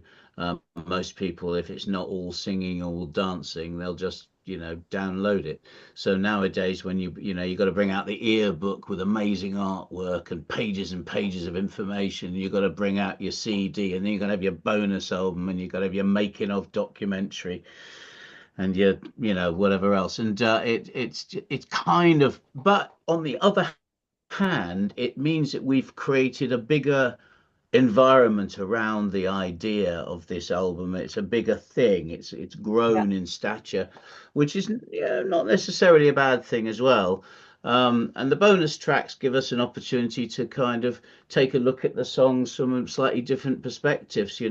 Something that was a solo album on the main album became a duet between me and Laura on the bonus album. It could have perhaps it could have been the other way around. It could have been the duet on the main album, and then we had this version of Footsteps, which is this very ambient, completely different approach to the song that has a kind of groove on the main album, and all of a sudden it's this kind of laid back Viking snow walk that we've got. And then obviously we've got guitar versions of songs like The Last Arrow. The idea of just removing everything apart from the guitars and giving it more of a, how do I put it, almost like a buskers feel to it. Was the final Um, readout. Final readout, yeah, yeah. and it's just coming up with Boudica. different ways of listening to these. I mean, I really enjoyed, funnily enough, because I'm not a big believer in bringing out a bonus album and then basically muting the main vocal, and it's like a karaoke album. I just think that's a bit of a cheat. I mean, it's all Yeah. right to have one or two tracks on there that might, you just take the vocal off, Or have a put sing the to this. orchestra version. Yeah. But basically, I want people to understand that effort's been put into that. It's not just, oh, mute the vocal and call it quits. Yeah. And we've never done that. We didn't do it for Medici. We didn't do it for this. I didn't do it for my Viking. I just don't believe in that. And there's some really, I think there's some really great versions in there of the songs. The bonus album is an album worth listening to in its own right. It is. It's not Yeah. something that you'll just listen to once and yeah, okay, right, I've done that. I'll concentrate on the main album. I think there's stuff on there that's you might continue to listen to, personally. Perhaps. Well, I tell you, one of my favorite tracks, and not only mine, because when I speak to people, and I read the reviewers also, and they say that, for example, one of the favorite tracks is this Footprints Viking Walk, this version that ends the bonus album, is actually one of the favorite songs that I usually they tell me so, and I read it, as I said in the reviews also. That's, for example, in my opinion, a version that we could even use for a future video. Who knows, Clive? Right? We'll see. I'm telling you, yeah, this whole thing could be made into a video.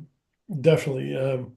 But yeah, I understand what you're saying, Clive, but I think at the same time, and you kind of express that, the artist wants you to hear some different versions as well. And that's, thank you for sharing that with us. And I know, yeah, you pay a little bit more and it's, worth that price, but thank you for putting those on there. Because just like Laura and you said, there's a lot of value that would have been missed had they not been there. So thank you. Okay. Uh, what I want to do, because I sense people are having to leave and we've been going for a long time and I don't mind. I'd be more than happy to keep going. Do you guys have some things that you wanted to express that maybe we haven't talked about yet? We didn't do it track by track because I think everyone gets tired of that. We jumped around, which was wonderful. You guys had questions, and that nothing wrong with that either. Um, Anything else you guys, and we'll go around the horn, and maybe we'll start ladies first, but it's up to you guys. Whoever goes first, goes first. But just anything else you guys wanted to say about this project? Because it's a wonderful project, and I really do hope, and I think the enthusiasm I see in Clive, I think there will be another one, but we'll see. Like he said, we'll see. But anything else you guys want to add? I mean, for me, First. all I will say is that not only was it a pleasure to record it, but I am really curious to see how people are going to react to the record. I love it. I think that they've put together with Mark, Clive, and Laura a really impressive package. Again, it's an object of art that I think people should purchase, and there's a lot of information in it. I think this idea of siege is something that has intrigued me for a long time because back in 1983, Pete Townsend had that concept for an aborted Who album that he never finished, and it's nice to see some form of that come to life now and to be a part of it. But also, I mean, look, all great albums have great artwork. I think the artwork is very, very impressive. You can sort of see it behind Mark's head. I think the songs are wonderful, and I really hope that we all get a chance to play this live one day because I truly believe that as good as the album is, it really comes to life, for lack of a better term, on the stage, and I think it would be a really really great opportunity if we had it. We don't want to miss it to actually play it live. To answer your question And you mentioned that earlier on, you mentioned that Who, and it just drove me nuts. Didn't they eventually do not the formal album, but sort of him and Daltrey, that last album they did, didn't it? No, that was a different thing. No, there's only 3 songs for the Siege that I know that are in the demos. Ask Yourself, Cat Scratch, and I forget the name of the third one. And it was abandoned. It was abandoned because it was actually very proggy. And that was Isn't that fun? Yeah. For the label for Warner Brothers. So, but yeah, I the concept of the album appeals to me because I do think that all of us at different points in our lives are under siege. Sometimes it's these screens, whatever it may be. And I like the juxtaposition of all these like daily realities with also imagination and fantasy. I think it's a beautiful thing. So I just want to encourage people. I mean, I'm just a bass player, but I really hope that people buy it, because later people always lament, oh, I want to get this, and now it's like prohibitively expensive, being sold by some speculator somewhere. Get it from the label, get it from Yeah. Clive and Laura. This is really helpful. This is what allows them to continue to create and to make more things. And I'm just very happy and proud to be a part of it. Just And get one thing, it, and, Chris. and one more thing to add to that, get it now. Um, Record stores are going out of business, and get it now while you can, because then you're going to be paying 30, 40, 50, $60 to try to buy it online later. So he's right. They only make so many of them because, you don't know what you're going to sell. So good, very good point. Get these while they're hot. Yeah. Mm, right. Anybody else? Total silence? What No. happened? Laura? What happened? Okay. I Mark. saw. Oh, okay. I'll tell you what, Laura, just give Mark a chance. I just want to see Okay. how how he's geared up for all this, and obviously he's definitely in. He's Right. excited, all that. What? I haven't actually heard the album yet, so I don't know what to tell you. I'm kidding. I'm kidding. I thought he'd be the first one. No. So here's what I've tried to do, because we do have the earbook, which could be pricey for some people. So we have 16-bit download, we have 24-bit download, we have CD, we have the earbook, we have USB. So there's something for every price range. Yeah, if you jump on this, in the first year, you're gonna be fine. We just want you to make sure that you come in. If you get a chance to come see them play at the Mead Hall, that'd be amazing. Those things are like every seat's a VIP at the Mead Hall. So check that out. For if you're in the Midlands of the UK, and even if you're not, fly over, 'cause like I'm doing. So that's all I wanted to say. Really, is that essentials.progrock.com has everything you need, and we ship all over the world. Won't pay more than $8 anywhere in the world to get that. Okay. That's a good setup. And that's Yeah. right out of Chicago, or where do you ship them from? I ship right from Chicago. I ship from Italy. I ship from the UK, and I ship from Japan. People buy it. Actually, stores actually buy it. So if you go to Disc Union in Japan, you'll have my stuff. If you go to Burning Shed in the UK, you'll have my stuff. I ship from Italy and Chicago. You ever hear of this Yeah. place? No. We were just up in, my wife and I were just up in Vancouver, Oh, and out here on the West Coast, or at least I better not talk for California. I think they still have record stores. right, But here in Washington, and I'm talking Seattle, the big cities, right. they do have record stores, but they're all like redux. It's all, Oh yeah, yeah, you rarely see new stuff in there. I think you can order from some of them, but right, we went up there to Vancouver, Canada, which right. is only, from me, it's about an hour and a half. But anyway, it's something that I grew up with and saw all the time when I was a kid, a record store in the mall, and now they don't exist. Right, Really, right. you tell me about Chicago, but out here they're impossible to find. It's too expensive to stay in uh, the malls anymore, I guess.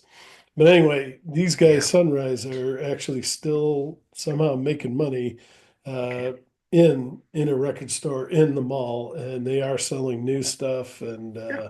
Cool. I Well, wanted Luis and I have gone walking around his neighborhood, and we had three vinyl places, of which two took some units of our stuff. So, to, good, Chicago has got a great following for vinyl. But to your point, there's a lot of it is like, well, you'll see older stuff. Even Gentle Giants will be in these places, but you won't. Like I couldn't like I don't know that I can get a lot. Even something like Chester Thompson's new album, I can't actually get a lot of traction there even. So But on the other hand,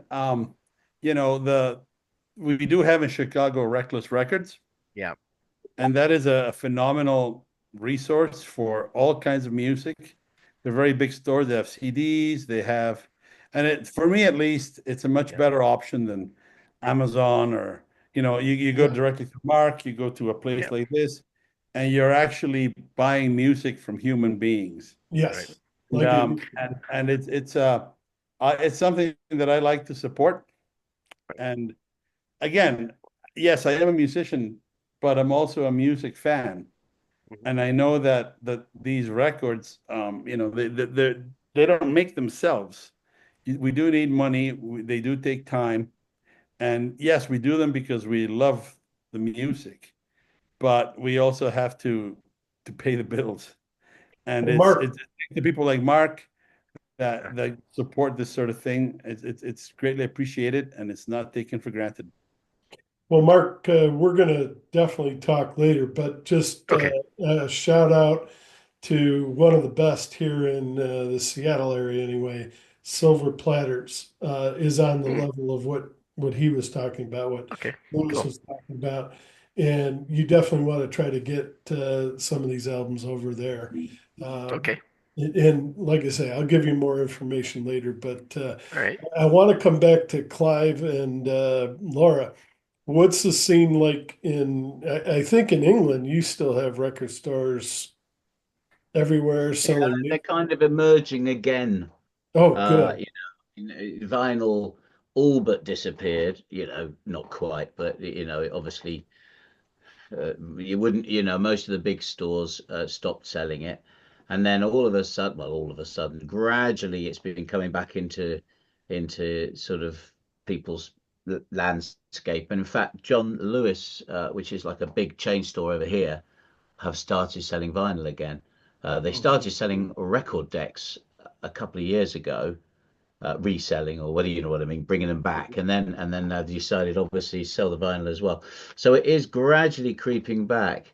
It's bizarre. It's really weird. So obviously we've been busy bringing out all our various albums on vinyl, um, because it's another way of being able to kind of, well, generate money, which when it comes down to it is the only way we can keep going with these sort of things. And so yeah, it's kind of cool. I mean, I think albums should be an event.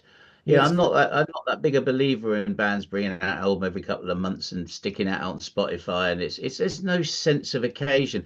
When an album comes out, I remember, when like a Genesis album when I first started listening to this stuff, and I was quite late on, so I was sort of at the wrong end of it really. But there was that moment when the album, you hold it in your hands, and there was a sense of occasion, and you'd lap up the information and the photographs, and you know, and I think I've always believed that an album should be an event. It should be a moment that people actually care about. And so I think it's worth making the effort to make people care about it if it's humanly possible, anyway. One of the reasons Absolutely. I started doing this was to try to recreate what I went through in high school. I mean, we were little kids, you were working at a record store, you're making $2, $3 an hour. So you didn't have that much money, is what I'm trying to get to. And so we'd get together as a group and, I'd buy Led Zeppelin, somebody else would buy Genesis. And we'd sit down in a living room, pick somebody's living room, and we just would put on the album, listen to it front and back, and then talk about it. You weren't allowed to talk during, you just sat there and listened to it. And that's the way I've kind of looked at this whole thing is it's a chance for people just to sit down and talk about something after they've heard it, obviously. I don't play the music or anything, but that's what I grew up with. And yeah, just like Clive said, we cherish those albums. You looked at all the fronts, the covers, the cover art. the lyrics, back when you could actually read the lyrics. Not, I mean, I love CDs, but sometimes you can't even read them. But yeah, definitely, and Led Zeppelin, the Stairway to Heaven thing, it just, yeah, all of that stuff. Uh, Hopefully, like you said, it's coming back, and I really absolutely. How about Italy, Laura? Are you Italy, it's now an explosion of vinyl. They rediscover the vinyls, and everybody asking, "Are you going to do the vinyl?" This is the question. Um, what I recommend, for example, because when we see I think that the package that you offer people is so important, as we said. For example, we even raised the level now with this album. Thank you, Mark, for being on our side with this. It's very important to have a label to support you with this. It's really very important. And he put out this this key. This is a stick which is very intriguing too, that we haven't thought about. And then he said, well, what about this thing? And yeah, there are no excuses to actually purchase this album because it comes in every format. But what I recommend people, you have your earbook in your hands. You go through the lyrics while you're listening to it from the beginning to the end. And then you move into the bonus album and you restart the main album without the lyrics because you have already read them. And then you just close your eyes and you go into the album actually. So visually, you go into the album visually, and this is, in my opinion, the best way to enjoy a package like this. And then you take your time to go through the documentary, and that's it. But this is the way kind of how I would listen to it. good So, advice? yeah. Excellent.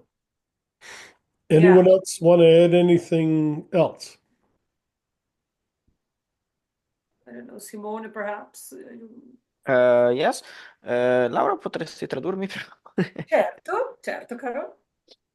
Tu dici no, nel Eh, senso, se hai qualcosa, se secondo te questa cosa, cioè in Italia per esempio la storia del vinile, cose del genere, se sì. qua vedi, e poi magari parlaci anche di Spotify, cosa ne pensi tu a 22 anni di questa Ok, cosa? beh, certo. Beh, allora Spotify è una piattaforma utile per poter ascoltare una marea di canzoni. Il problema di questo è che rende un po' piatta l'idea musicale del tutto, perché appiattisce un po' tra tutti gli artisti. Per poter emergere, devi per forza fare un tipo di musica. Eh, per cui ha un po' questo difetto. E adesso, come diceva Laura, sta esplodendo di nuovo la moda del vinile, che secondo me è molto positiva per il fatto perché è- ha un'altra pasta sonora ascoltare un disco, ti devi per forza mettere seduto e ascoltare la musica in qualche maniera, non renderla un modo passivo per passare il tempo, come succede su Spotify. Ecco, sì, traduco questo. So he says that Spotify is a sea of, let's say, music and sounds. Everything is plain while you're listening to it. You get no emotions because you get so many inputs from there. When and then he said, as Laura said, now here the vinyl is actually exploding, and that's a completely different adventure for the listener because then you have it's like listening to a 3D thing, you are actually sitting there on your couch and listening, really listening and discovering the music, which is quite different from compared to Spotify. So Clive, Simone is very much aligned with your idea. Yeah. I Well, I we'll have think to, I we'll have think to that's bring it out on vinyl. yeah. I mean, look, the reality is in Mexico, people buy a lot of vinyl, and in Luz Arrieta, a band that I used to play in, I played there with them for 8 years. We sold a lot of vinyl of the latest release that's on the label with Mark Rizoma. And when you go to other countries like Argentina or Chile on tour, you will find that people are even like street corner newspaper stands, they sell vinyl. Yeah, in Verona too. It's Yeah. so what I like about that is that, it brings back the possibility of something that's been mentioned, but I just want to overemphasize it. You can't walk down the street with an LP player strapped to your back. Right. You No. listening to an LP is different from a CD. I think a CD has got great audio quality, and it can be a listening experience as well, but it's portable. A vinyl forces you to sit down to listen, Yeah. and that is a lost art. I think that for a lot of people, music became kind of sonic wallpaper. It's something that happens while other things are going on. They listen with these little earbuds that sort of eliminate millions of years of evolution off of the listening experience. And then they do it in a train where there's a background of at least 90 Yeah. decibels. And um, and then on top of that, maybe it's an MP3. So it's kind of like a very compressed, Yeah. very different thing. And I think that if you sit down and listen, this is actually food for your mind and food for you to have a higher quality of living. Listening to music is different than having things playing in the background. Yep. Yeah. You say And what Simone said, the yeah, same thing, you see. Yeah. and for me, it's reassuring that somebody so much younger Yeah. than me feels this way, because it makes me full of hope that we can actually recapture something which I think went missing in the name of um, convenience. Yeah. I think It's they've ever since time, there have always been musicians, minstrels traveling from fortress to fortress, town to town, entertaining in the streets, entertaining the king.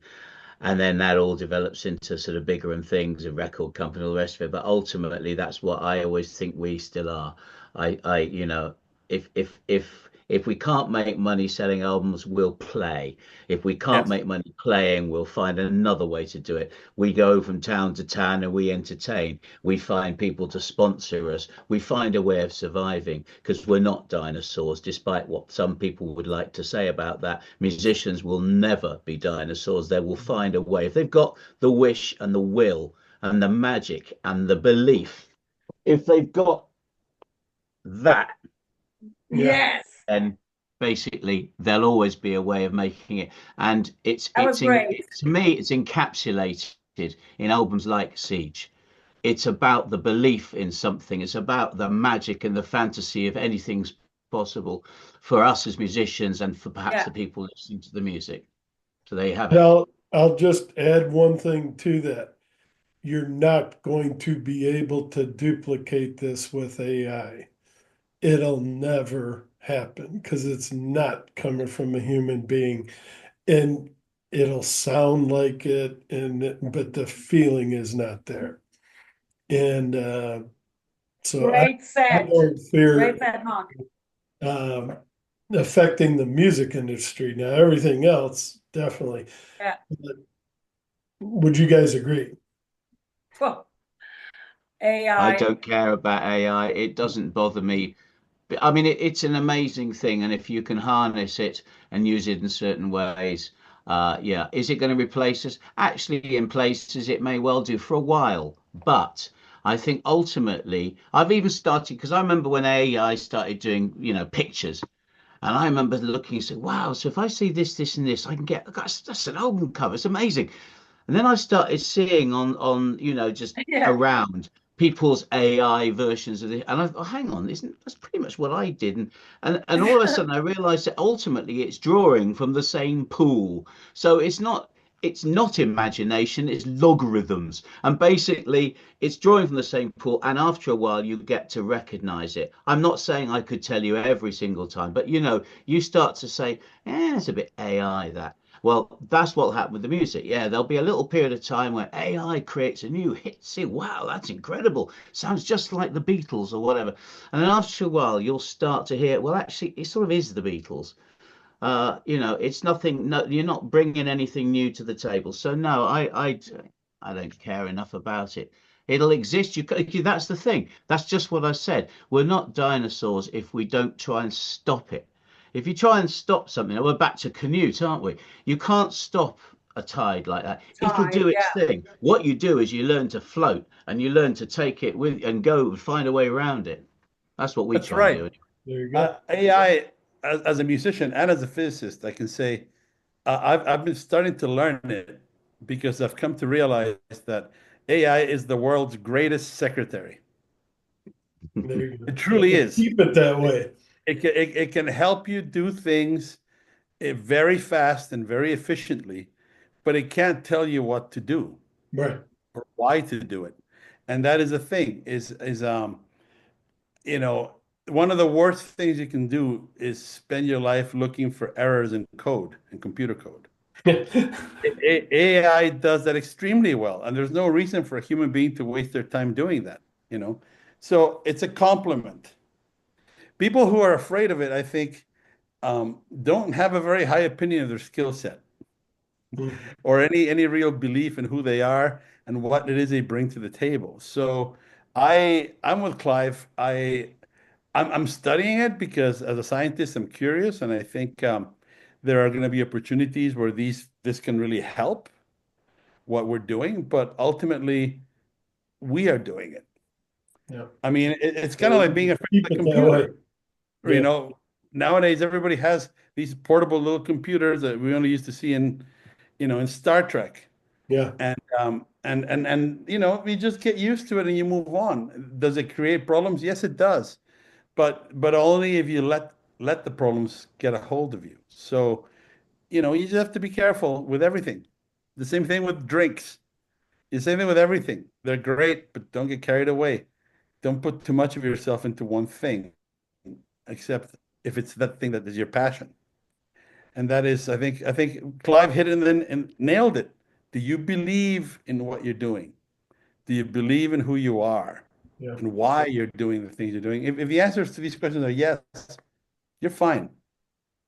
Granted, you may never be, Michael Jackson successful, but that is not why I do this. Yeah. So that's the point. Is I think AI people should be more concerned about ignorance than they are about AI. Thank you. And that is my view on that. I think we're fine. And AI, we haven't seen the best of it yet. AI right now is very much in its infancy. I would like people to remember how computers started. You guys remember Pong? Yeah. Yeah, And look where we are. yeah. So things are going to change, but the bedrock of what I'm saying won't change. Yeah. That's why it's useful to learn. You need to adapt. You need to overcome. You need to not be Yeah, afraid and of you can change. keep traveling from town to town, entertaining. Exactly. Faster and with maybe more ability than you may have just from talent. Yeah. All right. Well, that's partly why I built the Viking Mead Hall. I wanted to go backwards, not forwards. I could have built a nice, comfortable square building with a stage in it, which would have nothing to identify it at all. And it would be great. You can have the lights and the PA and all the rest of it, and it'd be very modern and technological. But I thought, no, I want to go almost the other way. It's because that way people get an experience. They'll get something they'll always remember, for better or for worse. And it's the same thing, we just there's so much space for people to entertain and to produce music and to connect with people through music. AI can do whatever AI likes, basically, and we'll do what we want to do and keep going I got as it. much as we can. I got to ask you, you got a fire pit in the middle of that? Massive one. You'd be Huh? amazed. Big enough to burn a person. Yeah, me. I was on my. Not only have I got a fire pit, but I've also got a pillory. Oh, right. This is the program for the one coming up next weekend, and as you can see, there you go, Mark. Done a bit of advertising. So just flying the flag. But yeah, I mean, we've got. Let me just see if I can find a picture that would be big enough to show you. But we've got. Where's it gone? Well, it's a bit hard to tell, but that's me. I think, remember, Neil was talking about the Kachunka. Well, Oh, there's this bar that you put across the door to stop the zombies getting in Oh or yeah. whatever. very It's in the important. video. And the mead hall itself is there in the snow. I don't know if you can Yep. see that. Yeah. And the pillar is there as well, actually, in the photograph. But yeah, it's you know, it's a whole experience. And the other thing is, of course, why by designing this, I'm hoping that people will come to me rather than me always having to go to them. So it's kind of like, yeah, build it and they will come. There you go. Well, I know it's build it and he will come, but we'll cheat a bit with that quote. And Wolves. yeah, so there you go. Yeah. Or no, that wasn't the Wolves. That was the baseball one. Yeah. Yeah. Wrong, right Field of guy, Dreams. It was wrong, Field of wrong movie. Dreams. Field of Field of Dreams. Dreams. Right. Yeah. No, we've been watching him lately on Yellowstone. And anyway, um, Mm. anything else anyone else wants to mention? This has been a great discussion, really, and I definitely want to thank everyone that's here and everyone that was here. Just Mhm. you could see we're enjoying ourselves. We could probably keep going, but everyone has other things they have to do. And in England, it's in Italy. You guys are what, 9, 10 o'clock, maybe? 9 and 10 o'clock. Yeah. Yeah. Yeah. 10, yes. So, they may have things going on. Tomorrow's the beginning of the week. But just anything else anyone wants to add, because I don't want to cut anyone off either. Well, I will say one thing. You were asking us about whether we were going to perform live, and we said yes. And so, just for the sake, although I'm not announcing it until the end of this week, I just want to point out that's what this is for. Basically, this event, Echoes and Empires, is the one that's going to be the Imaginarium weekend. It's going to have more as well. There's going to be a performance of one of my musicals, She, on the Friday night. And that's going to be on the 10th and 11th of October. And despite the fact that it might be crazy, you're thinking, hey, I'm in America. I can't come all the way over to England for that. Well, Mark is. It's not, it's perfectly doable. Most of the audience, 70% of the audience that comes, and there are only 64 seats, 70% of the audience comes from outside this country. In fact, that's always been the case. So, consider it. Mark, It's an interesting for you. possibility. You can come with Mark and Mark. Yeah. There you go. Mark. There you Flight, go. right Something from for O'Hare. October. Two Midwestern guys who get a lot to talk about. Yeah. Yeah, and we are. Now that I met him, I'm gonna keep in touch and Yep. yeah, Good. hopefully do some reviews for some of his other bands as well. But yeah, thanks for bringing him to the table here, Laura. Because yeah, I think to quote another famous movie, this could be the beginning of a wonderful relationship. Yeah. But no, really, thank all of you. You guys are very talented, and not only talented, great musicians, you're good people. And that's of all the things that come out of these little interviews. And when I first started this, I was like, no one's going to come to these. And behold, I've done over 100 of them now. And I never thought I would even get close to that number. But anyway, one of the best things about these, and you definitely hear all about the artist and how the thing was made, but you get to see that there's still some wonderful people in this world. And for me, that in itself is a reward. I don't need money. I don't get paid for any of this. I'm doing it because, like you guys, I love it. And just to be able to see people like this every time and talk with people like we used to, instead of, and I know it's over the internet, but these are live people talking about feelings and emotions and their history and their makeup, their culture, all those things is just wonderful. And I can't thank you guys enough for being here, really. Well, can I say something to you, Mark? Because apart from all this, apart from all the nice things that you always say and that you always do and all the support you give to us, I have to say that you are a lovely man, Thank you. always very polite. You're a gentleman and always a person that you sit here and you kind of speak to a friend and you open your lounge, as I call it, for so many artists. And we thank you for that. You organize also always so nice things. And if he's watching us, I would love to say, because I know he always used to watch your interviews, and so I want to say hello to my friend Nick Fletcher. I say hello to him from here. Yes, we are very friends, so I want to say hello to him. And thank you so much, Mark, really for everything you do for the artists. Thank you. There you go. And as minstrels, we'll always be happy to come and play at your castle. Thank you. No, I like that. I like that whole image, that whole idea, and it's true. It's a world of minstrels, and we hope you guys keep doing that. Don't stop. And I talked with, I don't know if you guys know who Ken Stringfield is, Stringfellow. I said his name wrong, but anyway, he said, Mark, we can't stop. This comes from the heart. It's our way of getting this out. Yeah. So you're never going to stop, and please don't. And keep doing what you're doing. It's wonderful.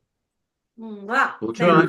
You're touching a lot of people, not just me, obviously, but you definitely are making me happy by being here and providing what you do. It's just fantastic. Thank you. Thanks so much. We will never stop. I will always go on, blah, blah, blah, blah, in your ears, my dear Mark. And it doesn't sound like that to me. So you may when I talk. I appreciate it. All right. Well, if there's nothing else, I'll go ahead and turn off the recording, but just one last chance. Anyone else? I don't know. Well, if I would go on to say just one thing. Of course, I'm the one that goes on. I would love to say, really, this is a very special album for us because it goes on from where we stopped with Eric and his dream. It was his dream, and it's now our dream because, well, he's not here anymore, and the show must go on, and it goes on in a beautiful way with Siege. So, this is all I can say. With a lot of promotion, with a lot of sharings from all of you, from the audience, from the musicians, wonderful, talented musicians. Please let me say, Luis, Mirko, Simone, thank you so much for putting your love in it. And thank you to our label, to Prog Rock Essentials, to Mark and Reina for everything they do for us and for the support they give us. And to my partner in crime, without him, nothing should exist. So thanks to Clive for what he creates, and for also to Neil, of course, is not here anymore, but he has been an incredible director. So the whole team, Petra as an assistant to and obviously also to Arne for organizing what he's organizing. And it has been a pleasure to work with everybody. And Laura, thank you. I feel a bit like you should be receiving an Oscar now. And Laura, but thank you for bringing Eric back into this. I have the Oscar. No, but Laura, I would love to show you. Laura, I'm trying to be serious here. No, but thank you very much for bringing Eric back into this, because I did meet him, did an interview with him, a wonderful guy, and it's a shame he's not with us, and a shame he's not part of this album. But thank you for bringing it back to that and mentioning him again, because I haven't done it enough, and he was a wonderful talent that we lost. Talent and a happy till the end. Happy, wonderful Eric the Lion. He will never. Yeah, definitely. Yeah. And we mentioned him in the album, and there is a beautiful thing in the documentary, a beautiful thing about him in the documentary, even our chat. But it's beautiful. So, Eric, this is for you too. He will always be with us in any way, always. Great. All right. I'm gonna turn off the recording, and we can just talk for a short time here. Anything else? I wanted to show my Oscar that I got from Petra. I was just gonna say, please visit the label, support the label, support the bands, and Thank you. pre-order the new Imaginarium album. I think that will be very much appreciated. Yep. Luis, you ready to head over here? Yeah, I'm gonna go because I'm gonna do a radio show now. So I'm gonna head over to Mark's place. Okay, good. Thank you. At Locals. All right, I'm gonna go ahead and turn off the recording, and we could talk for a short time here. But wonderful discussion, everyone. Thank you very much for coming today. Thanks to you, Mark, again. Really hope to see you soon with some other, with some other siege talking.